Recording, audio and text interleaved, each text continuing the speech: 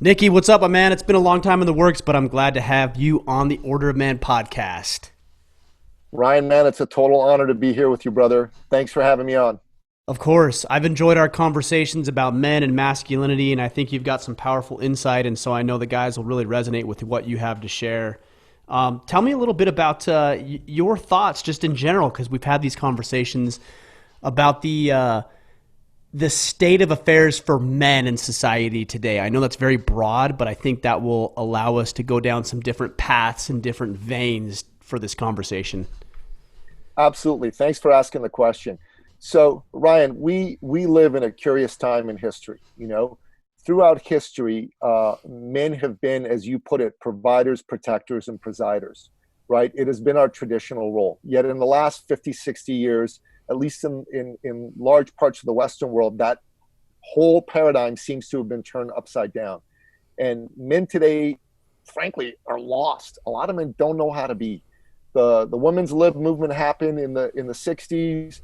And while I think a lot of the impulses behind it were good impulses, they wanted to have legal equality for women, give women opportunities to get into the workforce and so forth. There have definitely been some unintended consequences.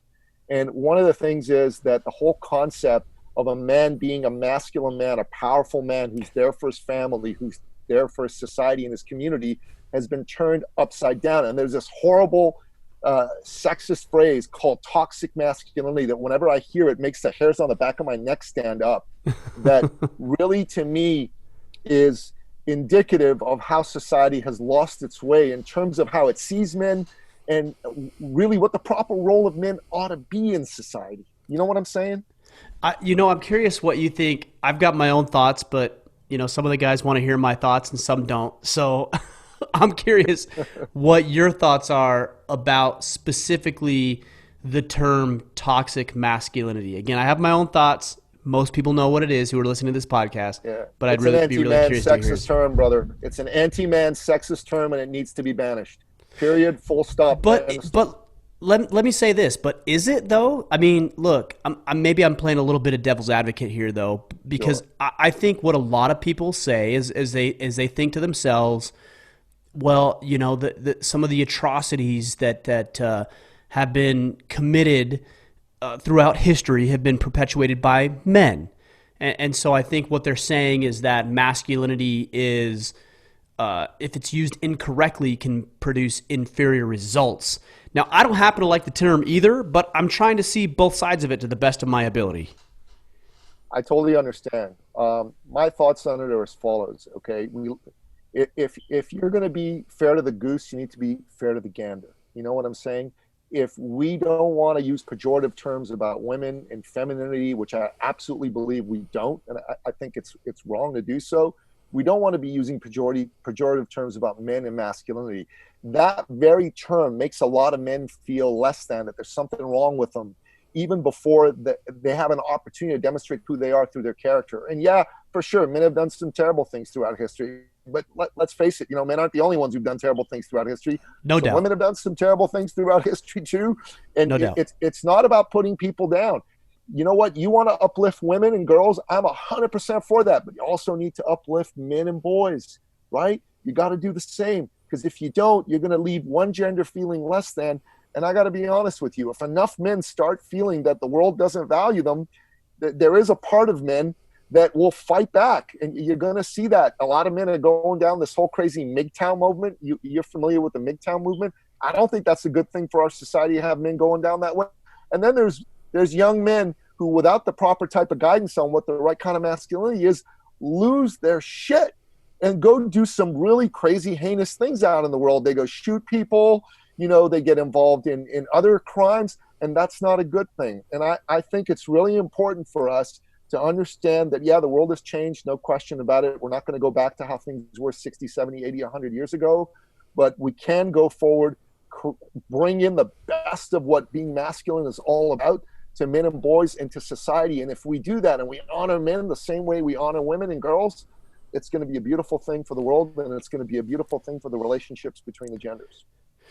I agree in that men and boys and women and young women need to be edified and uplifted and honored for who they are, specifically and uniquely one thing you said is that we don't want to go back to 60, 70, 80 years ago.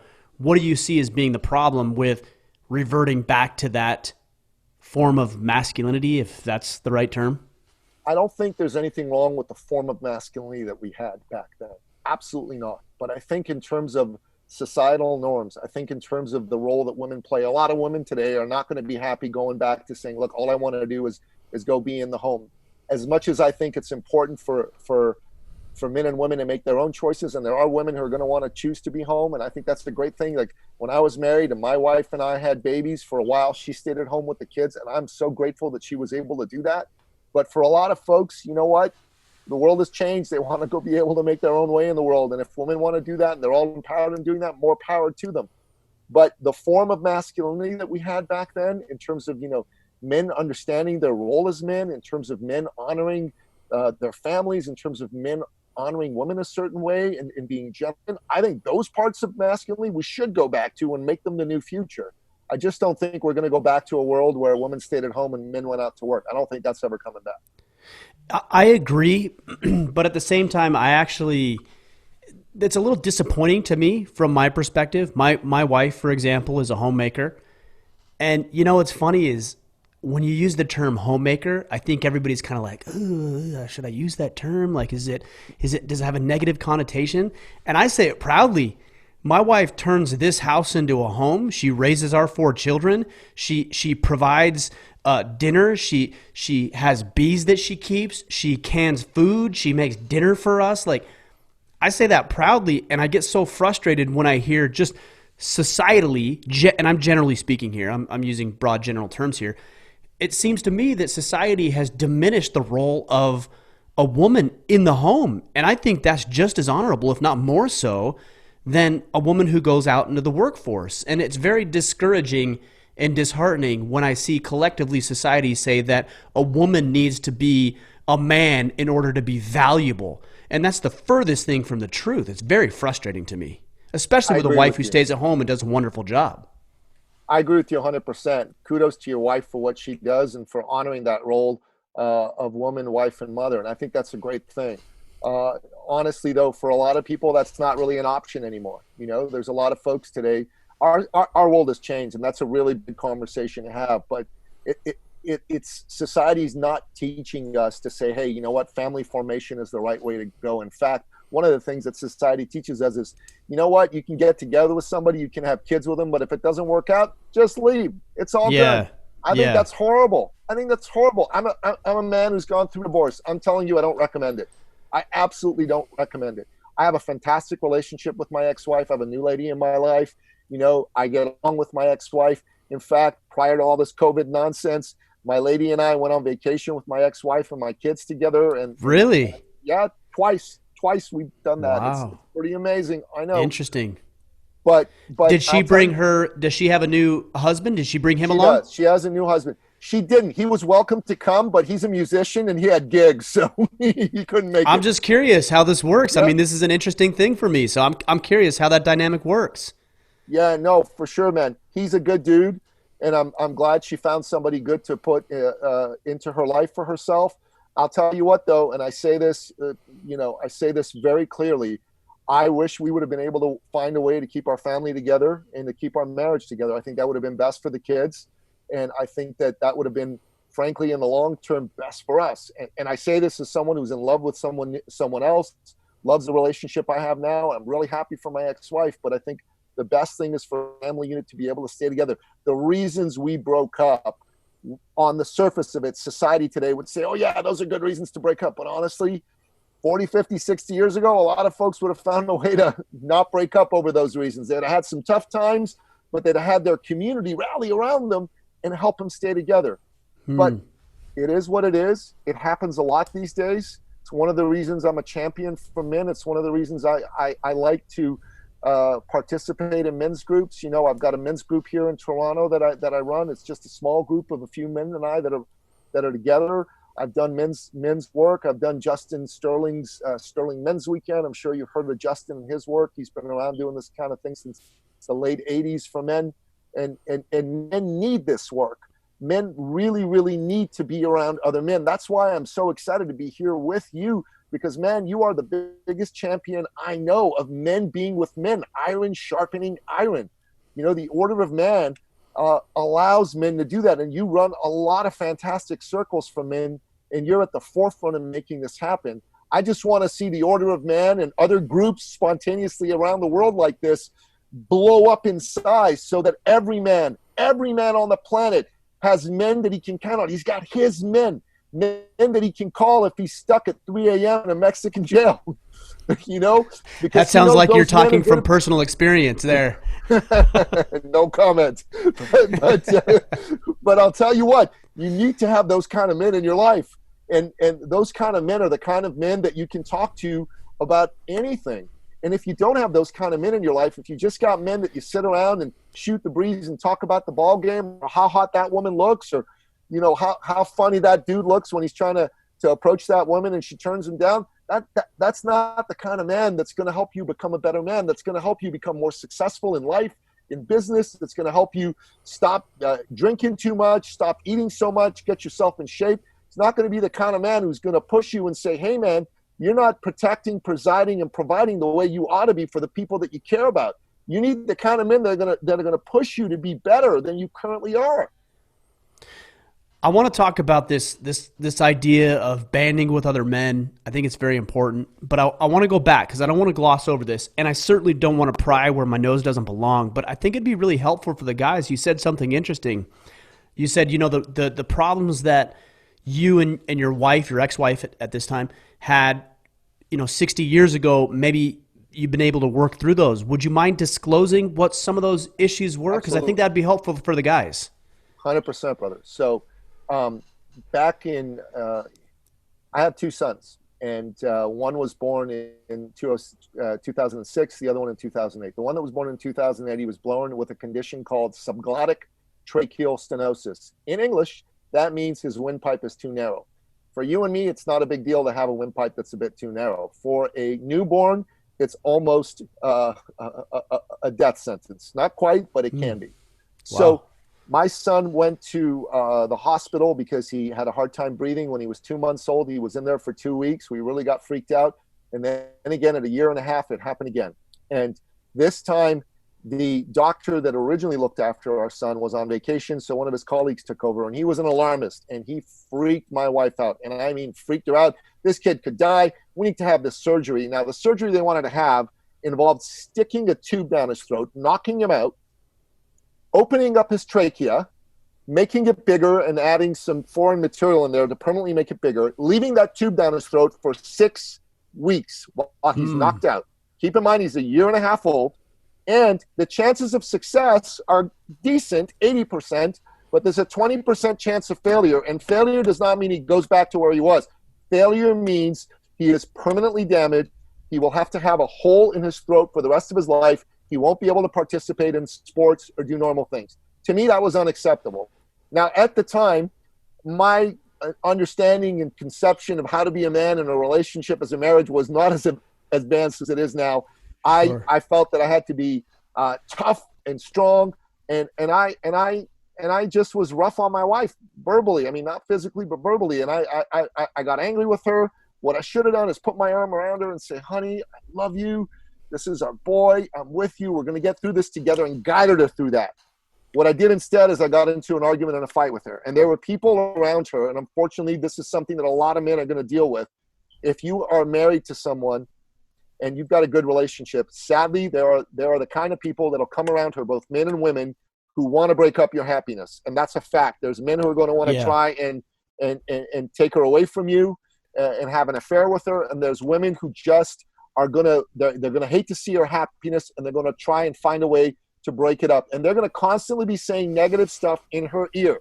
And I did not know this was going on. If I had, I would have found a way to say, listen, these people are not pro-family. You need to not be friends with them. Ryan, you know what I'm talking about. And she had these people around them. And when we got into these fights, what they were saying to her, which had never really impacted her before, fell on fertile soil. And she said, yeah, maybe you're right. Maybe this is guy. And I'm from Iran. I'm from the Middle East. We're passionate, hot-blooded people, you know. Never raised my hand to a woman, and I never will. But we definitely raise our voices, and that can be equally as bad, maybe even worse. And her friend said, this is not a good guy. You'll need to put up with this, blah, blah, blah. And this other guy who wanted to, frankly, get into her pants, there's no better way of putting it than that, he also got in and started putting little thoughts in her ear, and she just got to a space where, like, nope, I'm not putting up with this. You're putting my son's life at risk. You're from the Middle East. She went to the courts and said, hey, I'm worried you might be taking the kids and not letting me do this. The surgery's necessary. It was rough stuff. Initially, the courts all sided with her. You know, the story that she told them, and it's, I don't blame her, because she was a mama bear trying to take care of her kids, and she had come to a space where she thought at the time I was a threat. I absolutely was not, and I was going to do the right thing for my sons, but that's how it came across. And I had to fight my way through that to get my rights, because initially I wasn't allowed to see my kids, either one of them. Man, it was awful. For 41 days, brother, I could not see, speak, or in any way contact with them. I wanted to crawl into a hole and die. Not that I was going to kill myself. How did you not have, and maybe you did initially, but any sort of animosity and contention towards her? I had tons, brother. I had tons. I hated her. I went through horrible headspaces around all this, man. But guess what? A friend of mine, a woman, said, you need to join a men's group. Join a men's group? Why would I join a men's group? Yeah. No, you need to join a men's group. And there's this one man who works with men who are in relationship distress. His name is Owen Williams. And Owen's an incredible man. You know, it's amazing how they say the best rapper in the world at the time was Eminem. He's a white guy. The best golfer in the world at the time was Tiger Woods, a black guy. And the best heterosexual relationship guy in the world was a gay guy named Owen Williams. So just hilarious. And Owen ran a group for men. I joined that group. I was in that group for several years. Owen saved my life. Owen helped me take responsibility. Owen helped me see that it wasn't all her doing. He helped me see that, hey, yeah, she may have done some things that weren't, you know, the best things from my perspective, but the only way I was going to get out of this was to take 100% responsibility. And it took me a while to get to that space, but I did. And I remember I was in a circle of men, in a group of men, when I was still angry with her, and one guy who I couldn't stand, Ryan, you know what I'm saying? I couldn't stand this guy. And to this day, I hold him a great debt, but he's not the easiest guy to be around. He just got up in front of me, and he was just needling me, and I wanted to deck him. I was so ticked off. I wanted to deck him. You know, and four guys got in the way because I was going to do it. And then he looked at me and he just said, hey, man, when are you going to stop blaming her? When are you going to man up and be a man and start seeing what you did to contribute to this? When are you going to be a man? And he looked me in the eye again as I was trying to punch him. And I dropped my hands and I started to bawl, man. I bawled for like 15 minutes straight. And all these men are watching me, and they put their arms around me. And the guy said, you done blaming her? And Ryan, in that moment, man, that was 5 years later, after 5 years of dealing with this, all the venom left me, all of it. That instant, we had a break because we were in a workshop with men, and my phone had been turned off. I turned it on. There's a call from her. She hadn't called me in months. And so I called her back, and she started to cry. And she said, I'm so sorry. I've been trying to make you suffer, and this is wrong, and you're a good man, and I know it didn't work out between us, but I am done making you suffer. I'm going to sign the divorce papers, because, you know, she'd been pushing for the divorce, then she wouldn't sign them, even though I gave her everything she wanted. She signed them that day. The moment I energetically let go of the venom, it hit her, man. And that's when she did all that. And since then, honestly, she's the easiest person in my life to deal with. The easiest.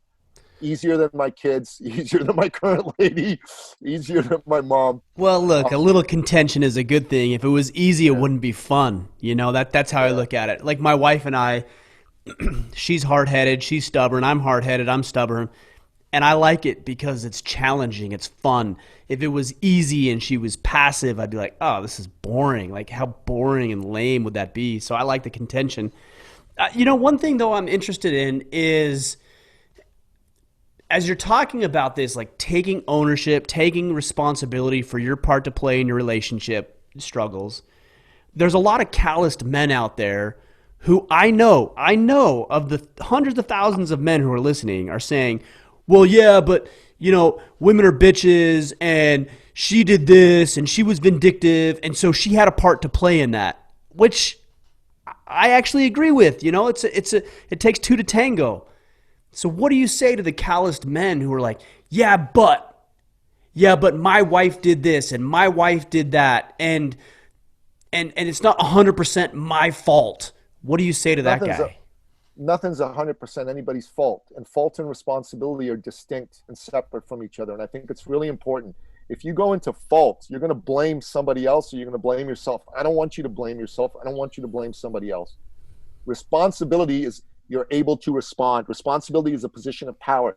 Taking 100% responsibility for anything, regardless of what somebody else did, means that you have the ability and the power to change the way you respond to that situation and make it different. While if you blame anybody else, if you blame your ex-wife, if you blame the client who won't pay you, if you, and that's happened to me, by the way, many, many times, including someone I'm dealing with right Me now. too. If you, of course. yeah, and if you blame other people and you say, oh, it's their fault, then there's no power there for you to be able to turn the situation around and make it better and make it different.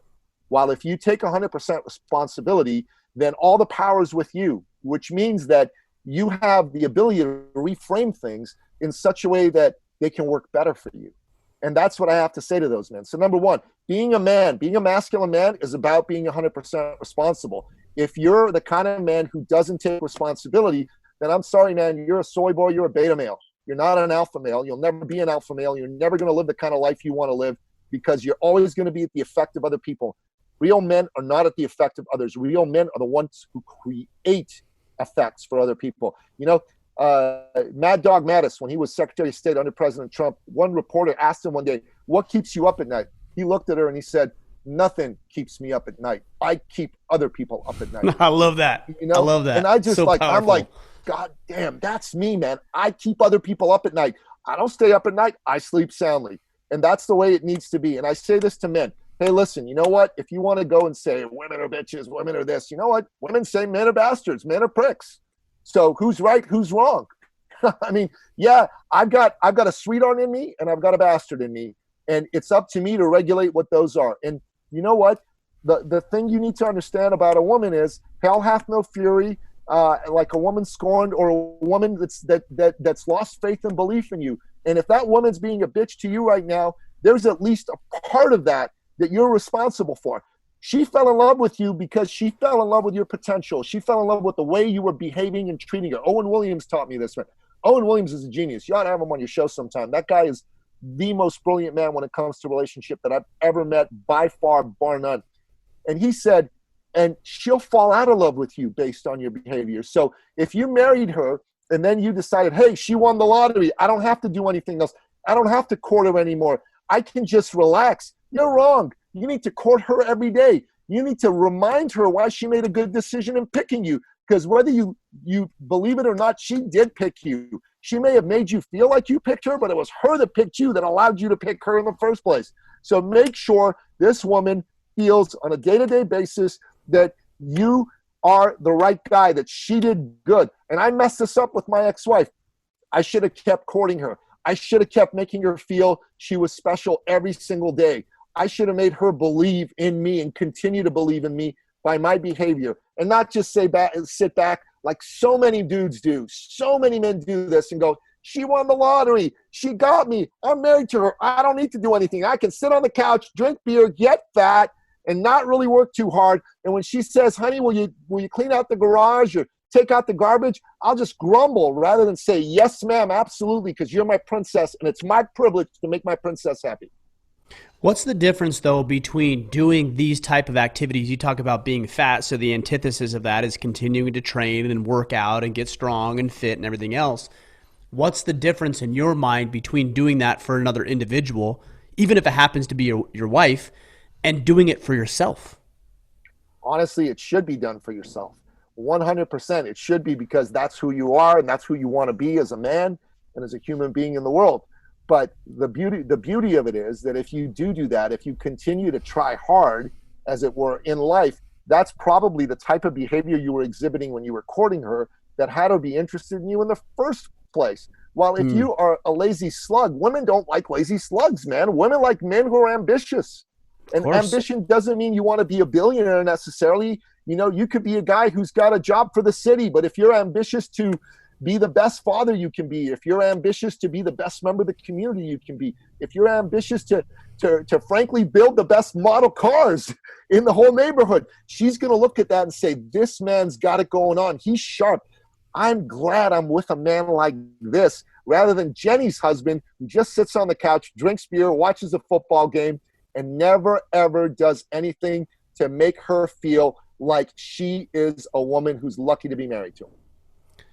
Nikki, one of the things that I appreciate you, and we've known each other for years now, is I appreciate your enthusiasm and your excitement and your assertiveness. How does the new woman in your life, maybe not new, I don't know how long you guys have been together. 9 years, man. 9 years. So not new. Okay. So how does the woman in your life deal with this level of assertiveness? Does she like it? Is it difficult for her? What are the challenges or contentions that you guys have in your current relationship? That's a very good question. So she would probably say she both likes it and she hates it. Yeah, I'm sure. She likes the ambition in me. She likes the fact that I want to make a difference for people. We work together inside my company. Wow. I know, it's crazy. So, I don't think my wife and I could do that, brother. I don't think it's possible. Yeah, no, this is our logo that we got here for the company, and she and I, we wear these. We work together. We love to work together. And she set 3 Guinness World Records for running 12 hours on a treadmill, brother. So she's like a girly David Goggins, man. She likes this extreme stuff. It's pretty crazy stuff. It's awesome. She loves doing that sort of thing. She's into it, and she likes that I like that sort of thing. The part of me that she doesn't like is when I'm in business mode, sometimes I forget she's my lady and I talk to her like she's a guy, which is not smart. What? Look, I know what that's like. My wife has said in the past, she says, are you talking to me right now, or are you talking to your guys? Like, do I need to turn the camera on and hit record, or are you trying to have a conversation with me? I'm sure you relate to that. 100%, man. So this morning when I was talking to her, I called her about something for work, and I said, okay. She says, can you give me 5 minutes? 15 minutes later, I'm going, listen, honey, I got to go. I got stuff to do. And she's like, but wait a minute, this is important. And I'm like, I'm getting impatient. And I'm going, hun, I got stuff to do. You said 5 minutes. It's been 15 right now. I got to go. That's the wrong thing to say to your lady. It's been 15. Really, hey, man, the truth is the truth. Look, the truth is the truth. That doesn't mean we can't be tactful about it, but the truth is the truth. She hung up the phone on me. She was pissed. She hung up the phone on me. I'm like, okay, I did what I had to do because I really did have to get some stuff done. I called her back and I apologized. I said, honey, I'm sorry. I shouldn't have done that. I just need to get some stuff done. I know sometimes I treat you like one of the guys. I apologize. And she says, no, it's good. You're great. I love you too. I'm sorry too. I was just, I wasn't mindful that you had to do stuff. So it worked out. But like in the moment, it can get pretty rough. One of our friends, I don't know if I should say this, but one of our friends, one of our friends said, you two are Leos. This is the crazy thing. We're both born on the same day, August 12th. That's insane. Right? Really? Wow. Oh yeah. It's crazy. And my friend said, you know what? You two, your energy is like, you guys are going to either F or you're going to fight. And I'll let you figure out what the F is. So you guys need to figure out which one. Hey, both are fun though, right? Both are fun. So, all right, let me go back to the relationship with your ex-wife. You said she had some people in her life that were, planting these little seeds of contention and discontent in her mind. Yes. How do you inoculate a woman against that sort of thing? And look, I want to say this with a disclaimer. I'm not saying that she needs to be protected or bubble wrapped or coddled or anything like that. That's not what I'm getting at. But how do you ensure that these little seeds of discontent that other people would love to sow don't take root and that you're actually leading the relationship effectively? What a great question. I'll tell you. So, and having been someone who didn't do a good job of that in the past, I've given this a lot of thought, and I've talked it over with a bunch of men. And here's the best answer I've come up with. First of all, I think you both need to have a conversation that there are people in your periphery, in both of your peripheries, who are not going to be pro your family and pro your relationship. That's just the way it is. And that you both need to keep a sharp lookout for them. And that if you notice that there's someone who's not pro family and they're just around you, but they're always making comments and they're always inviting you to things that are not family oriented, I've had guys who've said, "Hey, you want to come out to the strip club with me?" And I'm like, "No, man, I'm in a long-term committed relationship. I don't go to strip clubs." You know what I mean? Right. But I like that guy cannot be one of my regular friends. He cannot be one of my regular friends. Like, listen, we can talk once in a while if he's part of a bigger gathering and I'm there. But if I hang out with him, you become who you hang around with. And that's really important for you to understand. And it's important for her to understand as well. So I don't hang around those types of people. And I want her not to hang around the type of person who, again, is doing things to weaken the relationship and weaken her bonds with me. And we both have had this conversation together, my current lady and I have, and we both have an agreement that we're not going to be hanging around certain types of people. She's a very beautiful woman. I mean, she's stunningly gorgeous, my lady, right? She looks like a bloody movie star. And the truth of the matter is, because she looks like a movie star, a lot of guys are into her, and a lot of guys show that they're into it, right? So, when that happens, right, and she tells me that this guy's doing this, I go, honey, what are you doing hanging around with this guy? She goes, I don't know. I get it. I'm not hanging around with this guy.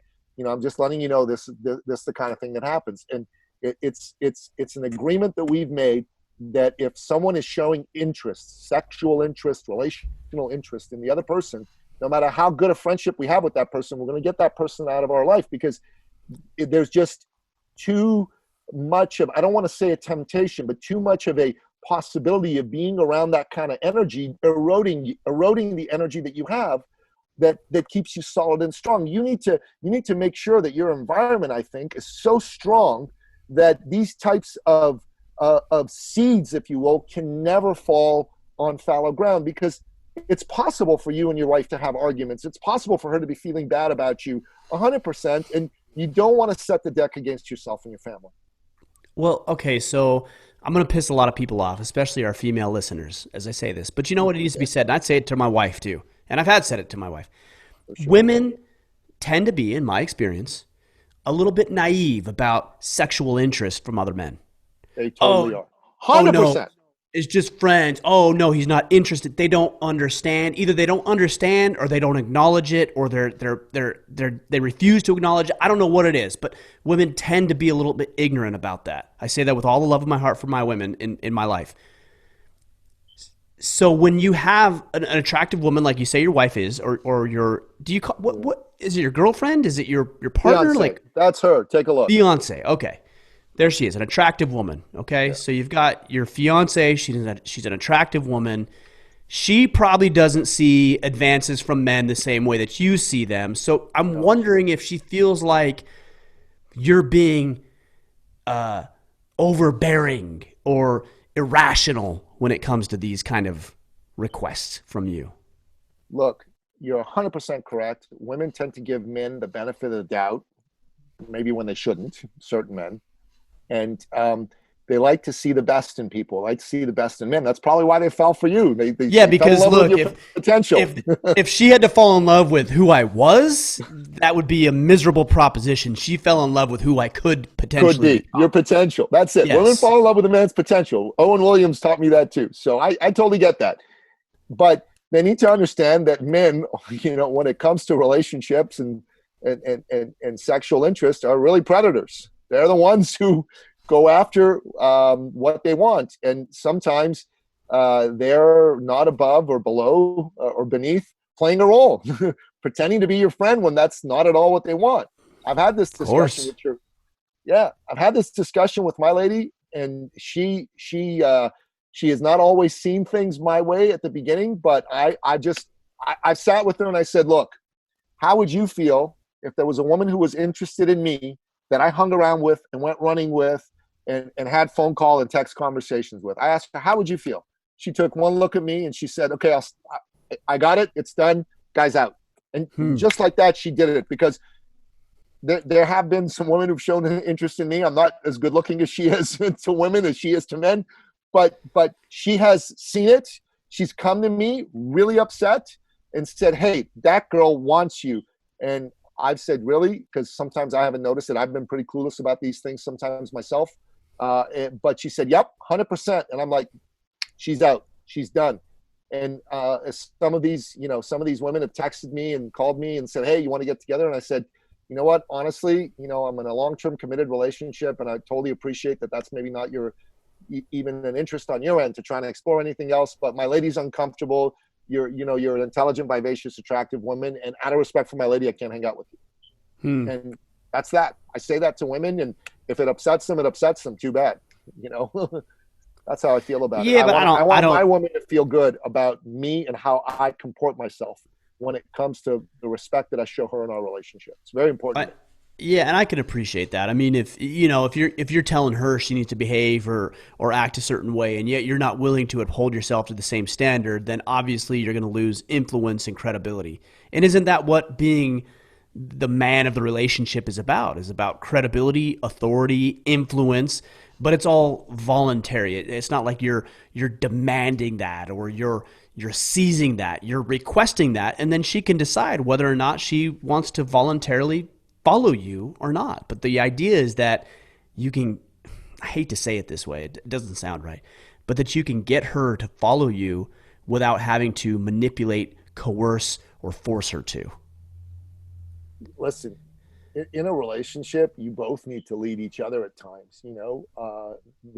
I'm a man. I like to say that I really don't have any relationship skills compared to her. She's a relationship pro. I'm a relationship amateur. And there's a lot of things that she knows about how to make a relationship run that I just don't know or don't have the same skill set as her. And I follow her lead on a lot of things, but there's certain things that she needs to follow my lead on. And that's the give and take of a relationship. I really strongly believe that you need to show respect to each other, but there's the third entity.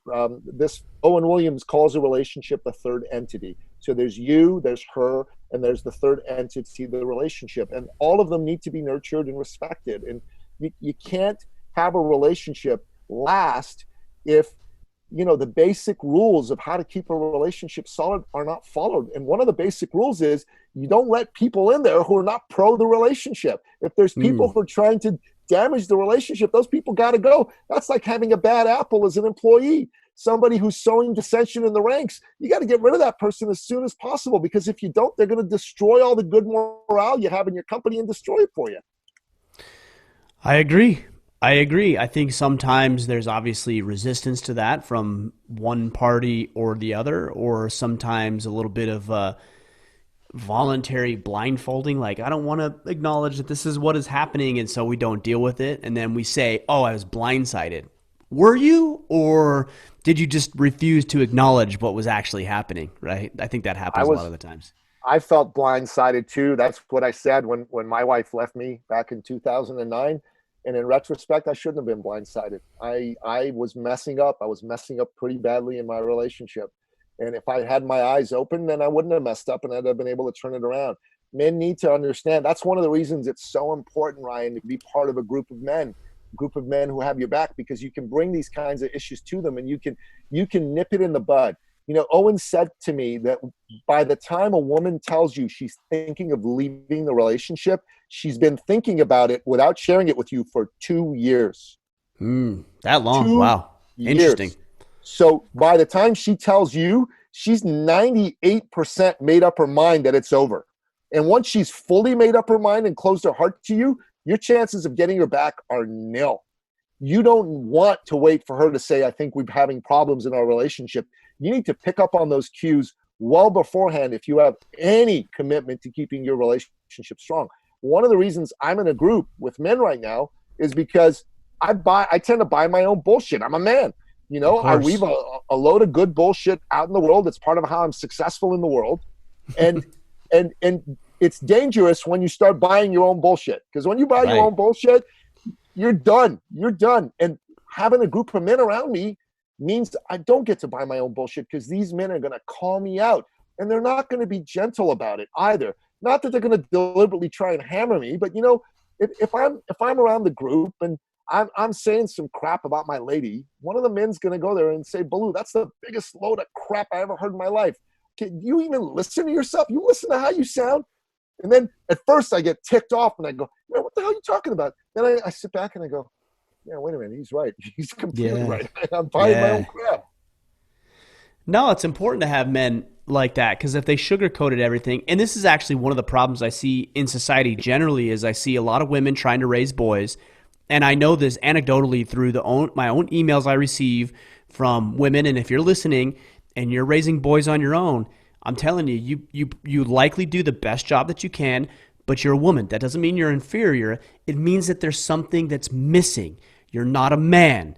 And you cannot raise a boy to be a man any more than I could raise on my own a young girl to be a woman. I don't know what it's like to be a woman. A woman doesn't know what it's like to deal with the issues that boys have and how to become men. And so you might raise a good and decent human being, but a woman cannot raise a man. So ladies, if you're listening, and I know there's a lot of you, if you're listening, you've got to get your boys around other men who can say the things that need to be said and do the things that need to be done. I watched, for example, my last year, my son was playing football, and I watched that coach get right in his face and do the old knife blade right at him, right in his face, man, just getting after him because he missed his assignment. And I could see my wife just like mama bear, just like kind of like tussled up, and she's like, I'm like, just She's gonna take him out. relax. She's gonna take him out. Just relax. Just sit there and be quiet and let the boy learn from a man. And sure enough, he picked up his assignments. The coach came over later, put his arm around him. I didn't hear what they said. I talked to my son after. He said, yeah, he just told me I missed my block. He gave me some instruction and gave me some coaching, and all was good. That's going to be hard for a woman to deal with, but men need to learn from other men how to be men. It's not going to happen any other way. You know, that's so true. And again, when I was working with Owen back when my marriage first broke up, he made a very powerful point. And this guy is just so brilliant, man. He said that between the ages of 9 and 14, a boy needs a man around. A boy needs a man around. Those are formative, powerful years for him. And if he doesn't have good, solid men around, role models who can teach him and set him straight, he's in for a rough ride. And those are the years in which single mothers who don't have good men around their boys are going to have a rough time. You know, a couple years back, I was talking to Warren Farrell, who I believe you've had on your show as well. I've had him on my show. The boy too. crisis. Yeah. So he and I were talking about kicking around the idea of putting a course together for single women, single moms who had boys, to help them with this stage of a boy's life, to how to raise good men who would be able to go out in the world and win. And I still think it's a good idea to do something like that, because there's so many good women out there who are single women and have boys who just at some stage don't get it, don't understand how to do what they need to do in order to help that boy navigate that very precocious and difficult and challenging time where he transitions from being a boy to being a man. Yeah. Well, you know, look, Boy Scouts used to be that. Boy Scouts has lost its way. It has. Competitive sports used to be that, but in the wake of this COVID, agenda here, that's been pushed by the wayside. All these institutions that, first the father was replaced, and then everything that was replacing the father is now being replaced. And it's a real travesty to our young men. It's very frustrating. And the things that Dr. Farrell talked about, the thing that Dr. Leonard Sachs talks about in his books, Boys Adrift and Why Gender Matters, these are all things that are only getting worse, which is why what you're doing and what we're doing is so crucial, not only to men, but the boys who will eventually become men. Amen, man. Amen. 100% agree. And you talk about this a lot, Ryan. You talk about holding the line, and we need to hold the line, and we need to make sure that we raise the next generation of boys and men to be the kind of men that really the world has seen throughout its history, the kind of men that go out there and protect the people that matter to them, that provide for their families, and that preside and help raise those families and raise the children so that they can be productive, great members of society. We got to do that. I'm a big believer that, maybe this didn't happen by accident. There's a fellow that I come across. I actually interviewed him, not on this topic, but his name's Kent Clisby. He wrote a book called Willing Accomplices.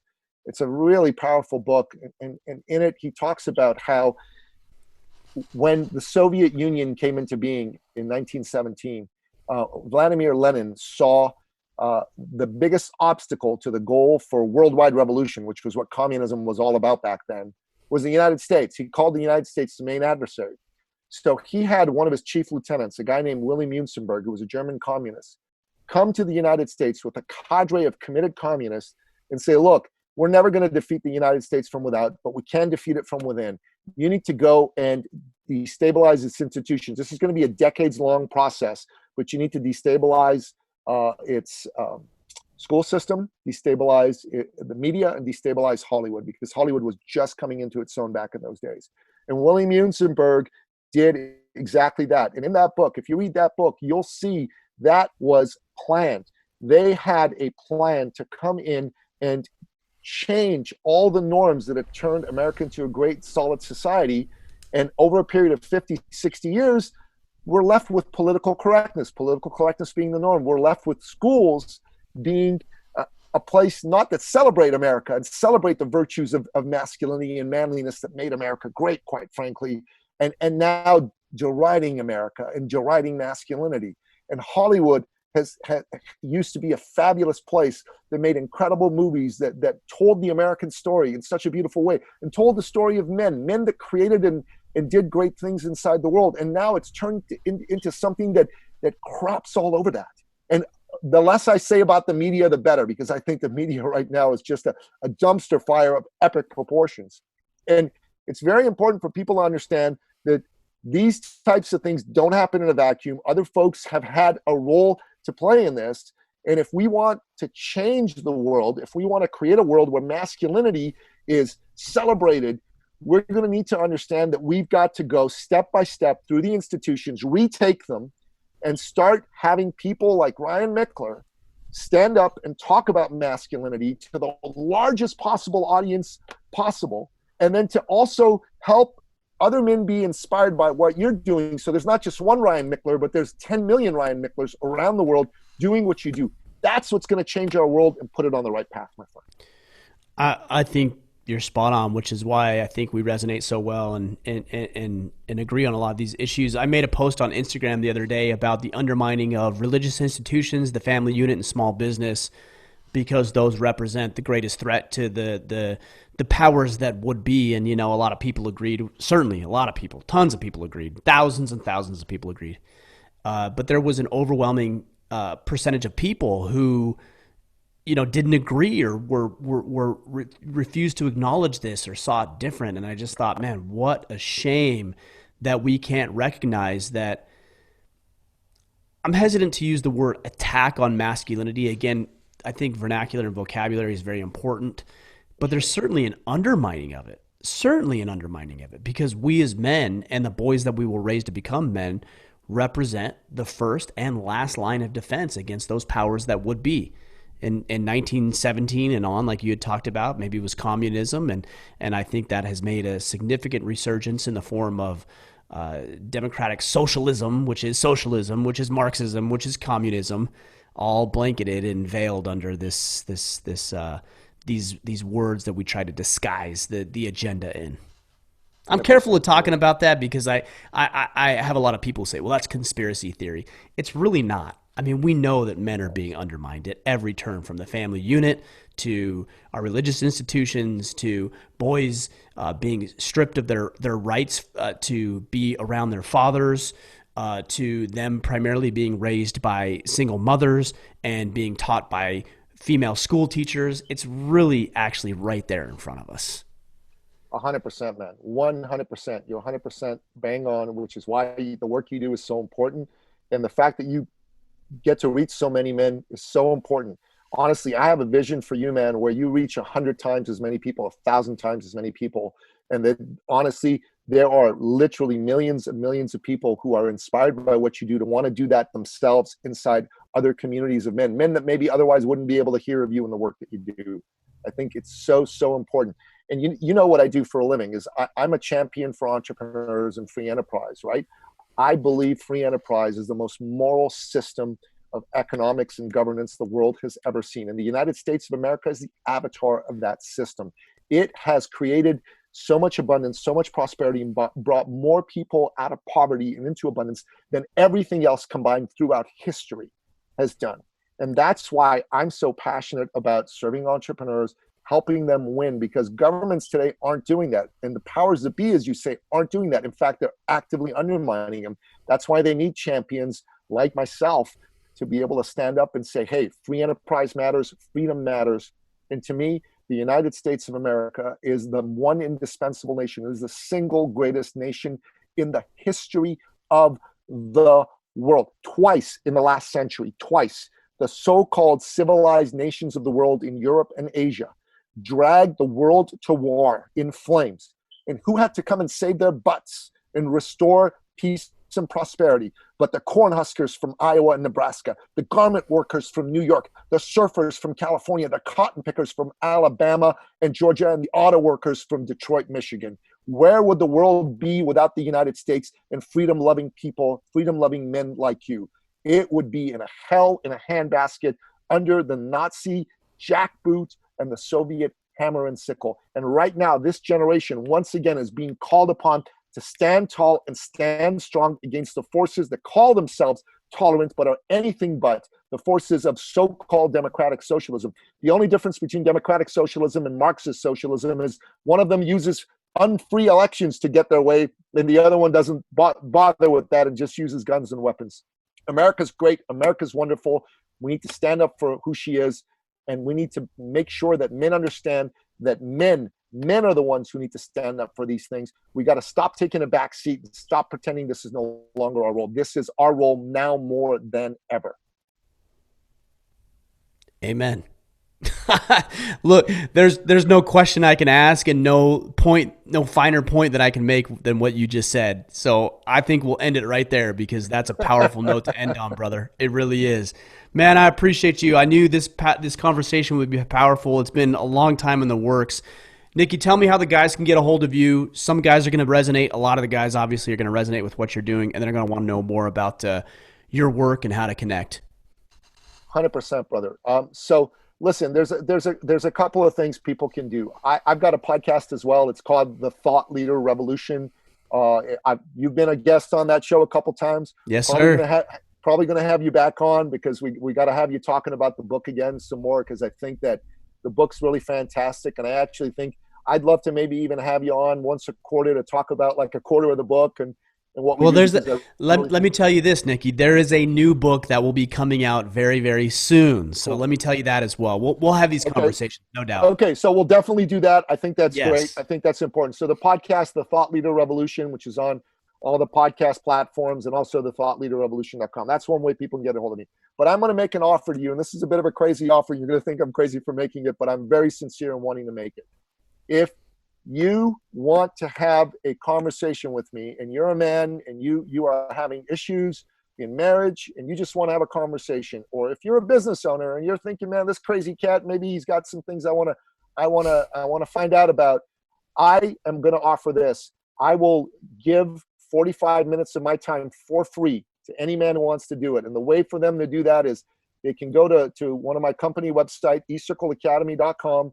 There's a button that's there that says book a call. All they got to do is click on that button and say, I listened to the Ordinary Man podcast and I'm claiming my free call with you, and fill in the rest of the information. I will get on the phone with you. We'll have a conversation, and I will give you all my heart and soul to help you if you're dealing with a relationship issue, or if you just want to talk about business, or just talk about freedom and how great America is. Whatever the reason is, take advantage of that, my friends. Tell me the website again. Sure. It's eCircle Academy. eCircle Academy. You know what? Let me show you the spelling of it, just so. Here we go. It looks like this. There you go. eCircle Academy. Yeah, and there's a button on the homepage. It says book a call. Just click on the button.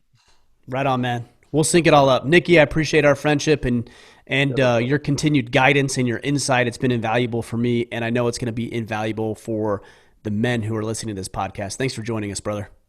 Thank you for having me, man. It's totally been an honor. I had a blast.